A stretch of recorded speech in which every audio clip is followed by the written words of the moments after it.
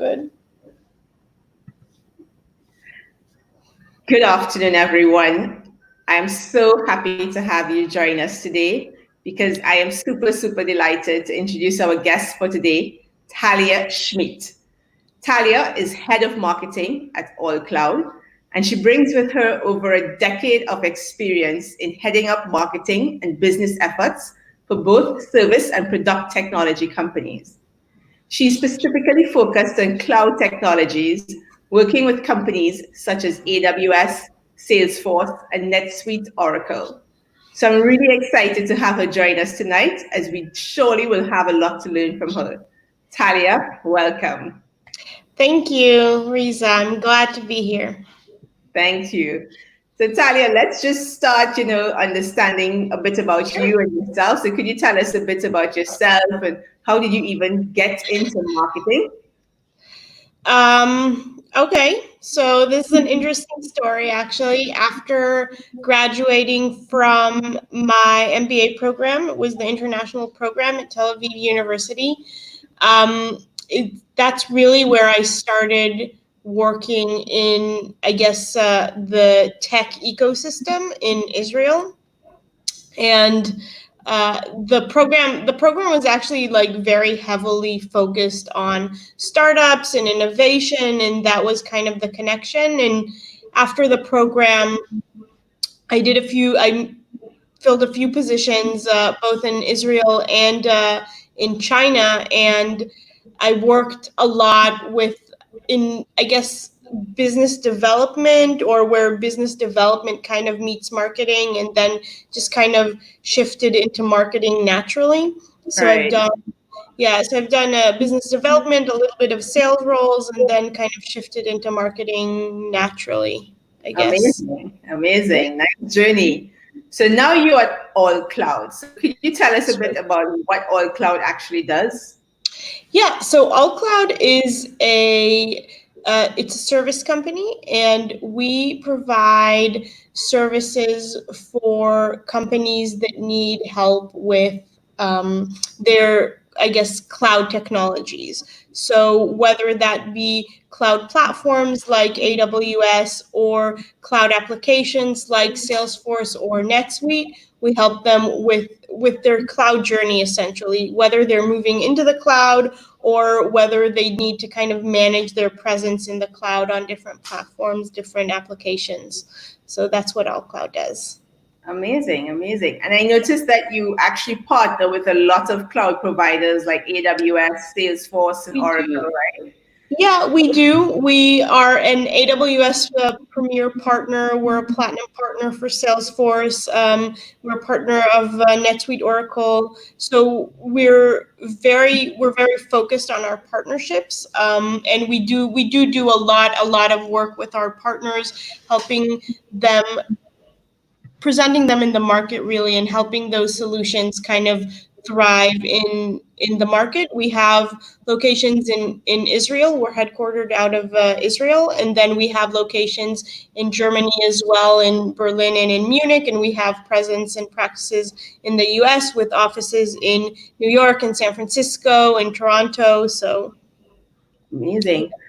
So that brings me to trying to understand and get into our topic of today. Today, we wanted to talk about how do marketers contribute to business continuity in these times of economic downturn. So I would like to really start off with your relationship with your partners first. So you're working with companies like AWS and Salesforce, and these are huge giants in the industry. And as a premium partner, I can imagine that your relationship with them was quite different before this pandemic started. So could you tell us a bit about what you're doing now with them compared to what you had planned before this crisis? Yeah, so that's a good question. I wouldn't say that the relationship was very different. I would say, though, that we are all facing new challenges, right? And these challenges, we've this we don't have experiences with these specific challenges in the past. I think like a lot of the industry has lived through the economic downturn of 2008, and maybe even the burst of the dot-com bubble, depending on how long you've been in the industry, but they were so different.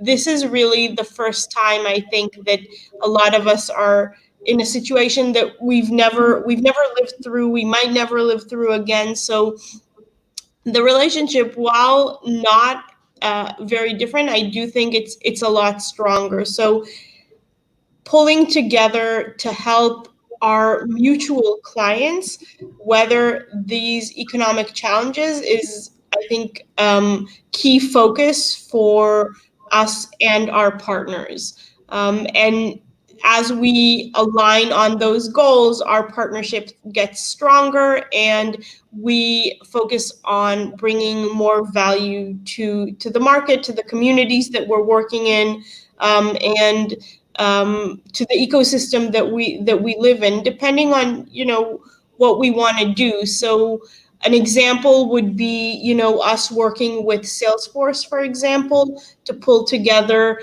a project. This is just a very recent example. 2 weeks ago, we worked together with Salesforce to pull together a project for the Israeli Ministry of Finance, and Right. this is a really amazing story. I'm so proud of this.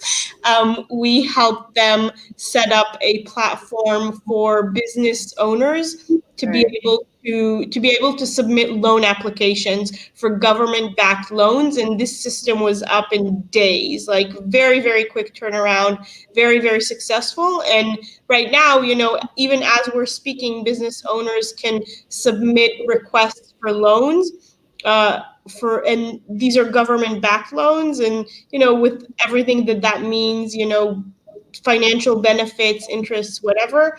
And we were able to be there and support our clients, both the Ministry of Finance, who we've worked with in the past, but also the communities within we live, and supported by our partners at Salesforce. So very successful.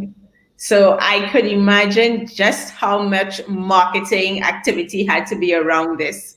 So you Yeah, had not slept, I think, in the last 3 weeks trying to pull off that project. I am quite sure, yeah. right?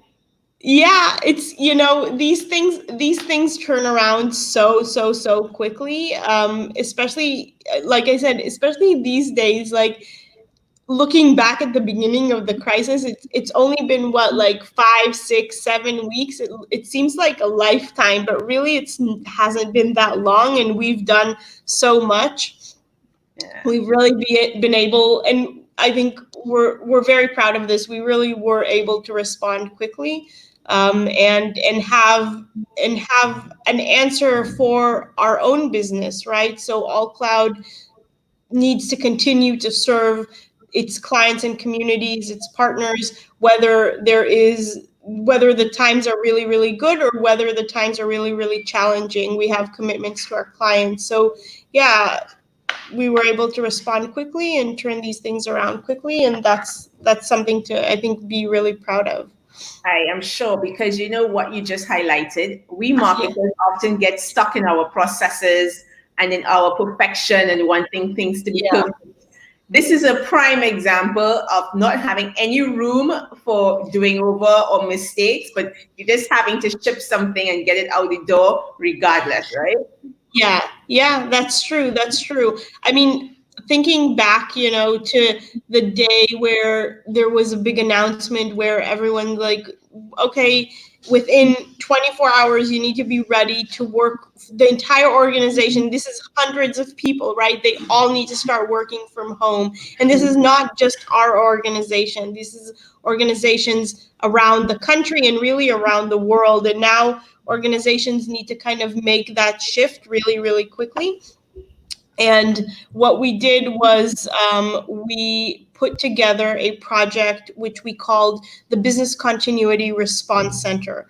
And Right. this is a project where we helped our clients ensure their business continuity through work in the cloud. So if they needed assistance with remote desktop solutions, we were there to help them. If they needed to work they're a service company and they have phone service, people answering the phones all the time, and now these people can't come into work every day, then we have solutions to help them build an autonomous call center really, really quickly. We have solutions for DevOps engineers and data engineers and all of these resources available to them as they need them. And maybe they didn't even realize what they needed to start, but they had someone that they could call and say, like, I'm having this challenge. What can you do to support me? And we were able to help them. And this was enabled by our partners, right? So the project for the Ministry of Finance is really a Salesforce platform account, right? And an autonomous call center is an AWS Connect service. So these were all enabled by our partners. Amazing. And you highlighted a couple things that I want to spend some time deep diving in, because I saw the content that you produced for that business continuity center, and it involved a video with all of your team members from all different parts of the world. How did you pull that one off? So the campaign for the business continuity response center was really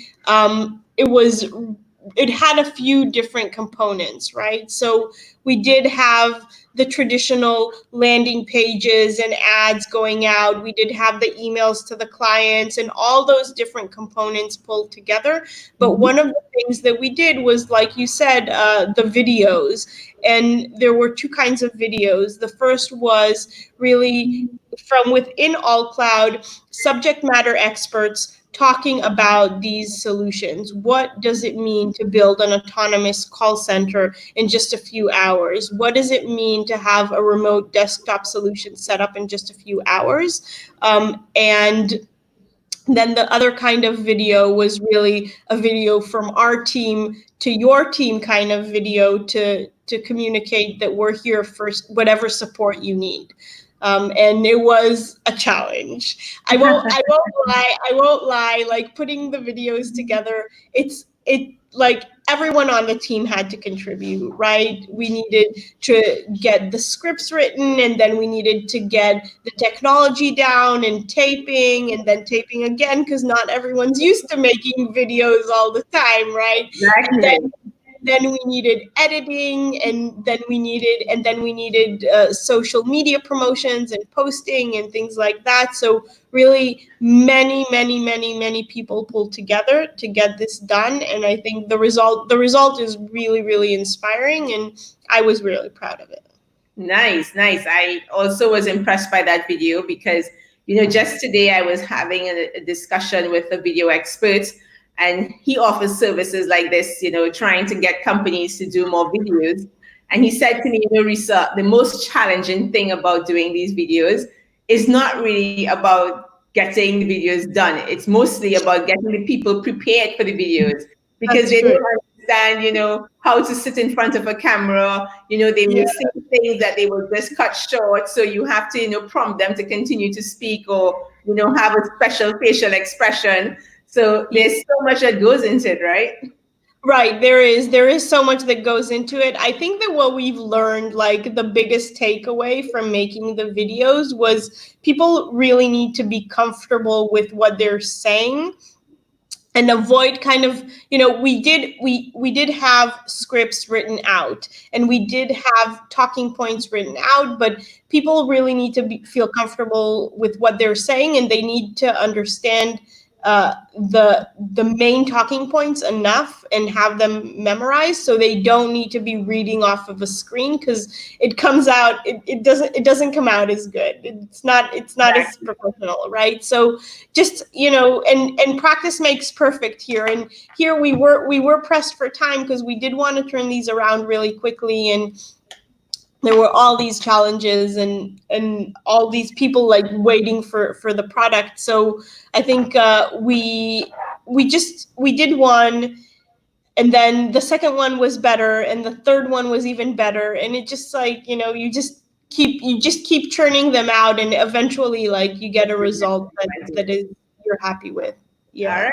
Good. So I guess you'll be doing many more videos coming up, right? Yeah, so we want to, I mean, I think people respond really well to videos, and it's very engaging, especially if you have a message that people can connect with. Yeah. Then the videos are very engaging, and people really enjoy them. So yeah, we definitely want to try, as we move forward with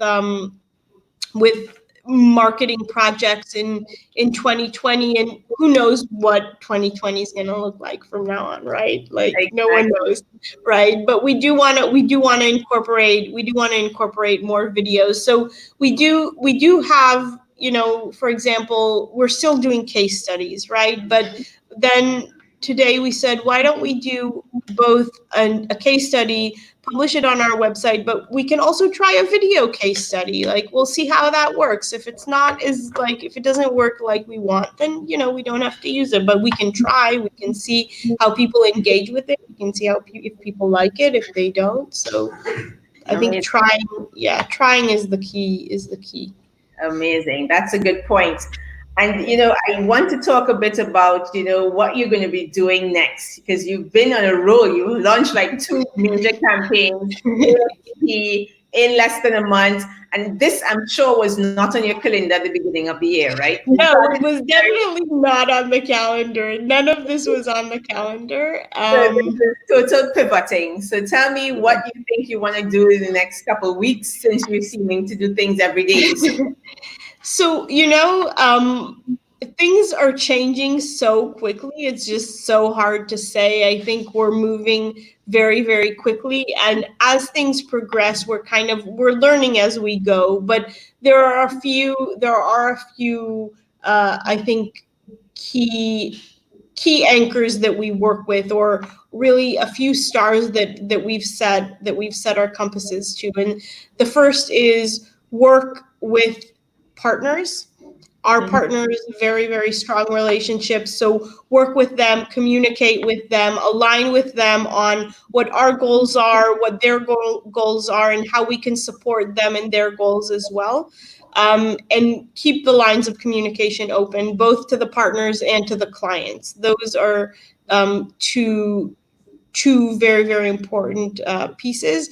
And then the second thing is, we did have a marketing plan for 2020. So maybe we look at it again and we re-examine it again, and we see what is still relevant and what is not. Saying, we need to throw it out and do something new, I don't know that that's true. Our messages are strong, and they were part of our strategy to begin with for a reason, right? So maybe we need to kind of shift the media mix a little bit. Maybe we need to do more videos and less written case studies. But the core of the plan, I think, is still very strong. So we might shift a little bit in tactics, but the strategy is very much the same.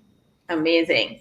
I would like to talk a little bit about your KPIs, because in these last two campaigns you've launched, how did you think the response was? What were your analytics like? And did you find that you got more responses in these campaigns during this time, or were your campaigns before the crisis started performing better than these campaigns?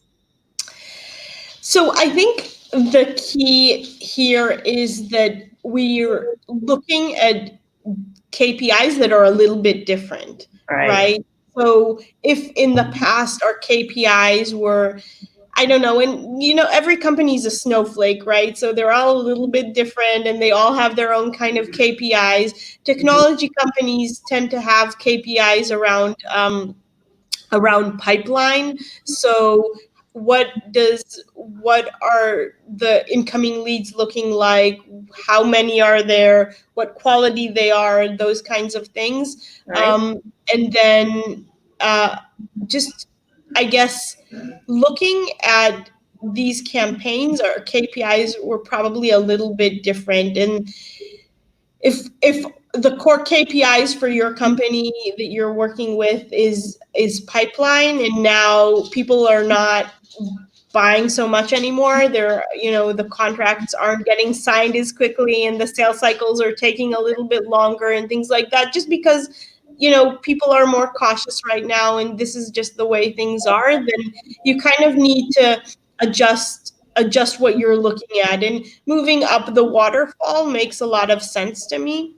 Mm-hmm. So if you were looking at pipeline, then maybe now you're looking at the number of incoming leads. If you were looking at the number of incoming leads, so maybe now you're looking at, traffic to the website or traffic to the landing page or things like that. So just moving up the waterfall just as far up as it makes sense, and then focusing on those KPIs. And the good thing about waterfalls, I think, is, if you strengthen the stream, then you'll feel it in the pond at some point, right? There will be more in there at some point. So maybe not today or next week, but things will eventually maybe not go back exactly to what they used to be, but people are talking about the new normal and what going back to normalcy will look like. So maybe it'll be a new normal, but you'll still be able to feel all the work that you did during this crisis later on in the year. So Yeah, focusing on them. I totally hear that. And as you mentioned, the new normal as well. I think we as marketers have to realize we have to do things a bit differently when we get back into our new normal. And I would love to hear from you. What kind of strategies do you think should be implemented after the crisis? What do you think we can be doing differently that we didn't do before, didn't even consider before? So again, companies they differ, but I think that, and obviously, like, I'm a little bit biased here, right? I have a little bit of a position, but I think that cloud technologies and having your organization in the cloud is key. So if your organization isn't there yet, then it probably needed to get some kind of cloud component just to weather this crisis. But I think looking into the future, I see a lot of companies and a lot of organizations strengthening their cloud competencies, cloud infrastructures, cloud usage. If they're already using the cloud on different parts of the business, on different business units, then they might expand on that. So there are definitely like opportunities there, and I see that being part of the strategy for many companies moving forward. I think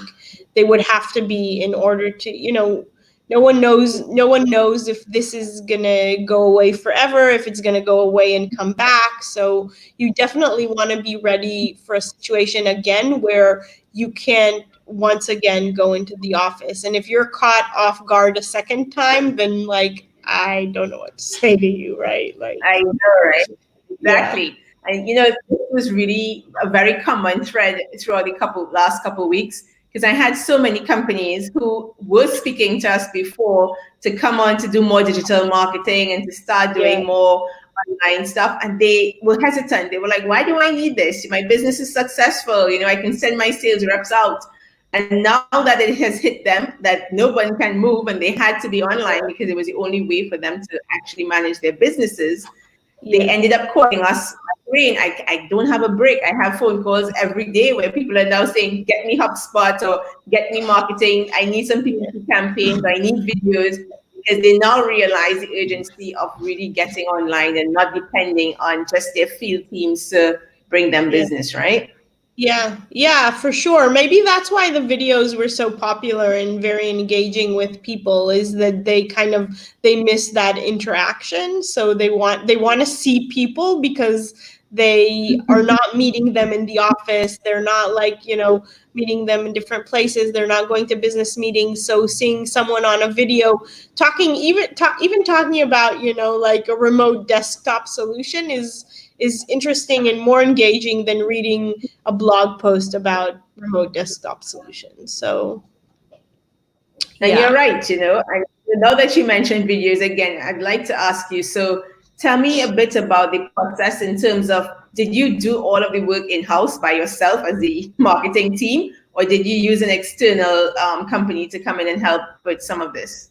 So we did it all ourselves, and it was, like I said, it was a challenge, which I think we did rise to the challenge. I do like the final product, but yeah, we did it all ourselves, and these are very simple videos, right? They're just Right.